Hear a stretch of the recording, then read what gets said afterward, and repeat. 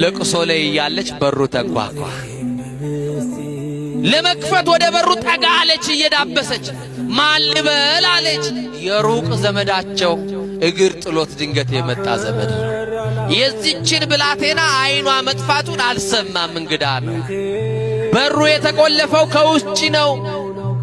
ቤተ ክርስቲያን ሄደዋል። እኔ ብቻ ነኝ ቤት ውስጥ ያለሁት። ከቻልክ በሩን ክፈትና ውስጥ ገብታ አነጋግረኝ አለች። ከፈተውና ወደ ውስጥ ሲገባ ያቺ ሕፃኑን የሚያውቃት ልጅ አይኗ ጠፍቶ ምን ሆነሽ ነው? አላውቅም፣ ተኝቼ ስነሳ አይኔ ጠፋ። ለምን ታለቅሻለሽ? ኪዳነ ምሕረት ናፍቃኝ። መቤ ያለ ቦታ ላይ ልብስ አለኝ ስጠኝ፣ አልብሰኝ። ነጠላይም እንዲህ ያለ ቦታ አለ አምጣና አልብሰኝ። እጄን እየመራ ኪዳነ ምሕረት ውሰደኝ፣ ጉዳይ አለኝ። ይሄንን በር የከፈተችልኝ ማናት አለች። ይዟት እጇን ይዞ ወደ ኪዳነ ምሕረት ወደ ቤተ ክርስቲያን መሄድ ጀመረ። ቤተ ክርስቲያን ሄደና በጀርባ ነው የምታቆመኝ። የምን መሸሽ ነው ጉዳዬ? እሷ ፊት ለፊት ታቦቱ ዞሮ ሲቆም ከፊት ለፊቱ ጋር ሊቃውንቱ ወረብ ከሚወርቡበት ቦታ ላይ ተወኝ፣ አሁን ሰው አልፈልግም አለችው። እዛ ስትደርስ አንቺና እሺ ብሎ እጇን ለቆ በያይዞሽ ብሏት ተዋት።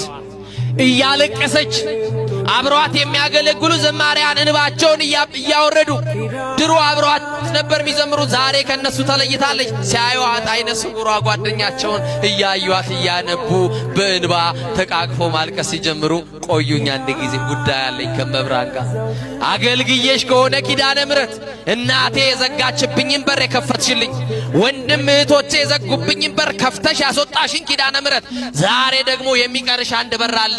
የቤታችንን በር ከፍተሻል። ልጅሽ ደግሞ ብርሃን ነው። ምንድነው? ብርሃን ነው፣ መፍትሄ ነው፣ መድኃኒት ነው።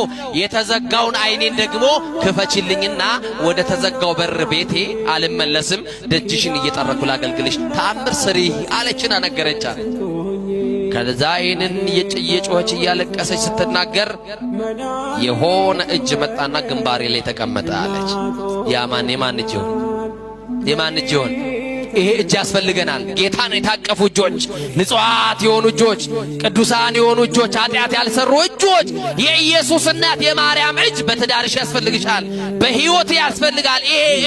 ይሄ እጅ ሲገባ ነው ጣልቃ ሲገባ ነገሮቻችን የሚቀየሩት። እጇን ታስገባ ኪዳነ ምሕረት በቤታችን እና ከእጇ የሚወጣው መዓዛ ልቤን ማረከኝ። የማን እጅ ነው ብዬ እንዳላነሳ በአፍንጫ የሚገባው ከእጇ የሚሸተኝ መዓዛ ልቤን ማርኮታል። ዝም አልኳት አለች። ከዛ በኋላ ከተወሰነ ደቂቃ በኋላ በሁለት ጣቷ ሁለት አይኗ ነካ ስታረጋት እንደ ቅርፊት የመሰለ ነገር ውድቅ ሲልላት የመጀመሪያው የታቦቷ የኪዳነ ምሕረትን ታቦት ከፊት ልጅ አይኔ ተከፈተ አለችና በሕዝብ መካከል አይኗ ጠፍታ በሰው ምርኩዝ የመጣችው አይኗ በርቶላት በኪዳነ ምሕረት ማንም አልነካትም፣ ማንም አልጸለየላትም፣ ማንም አልዳሰሳትም። ግን የኪዳነ ምሕረትን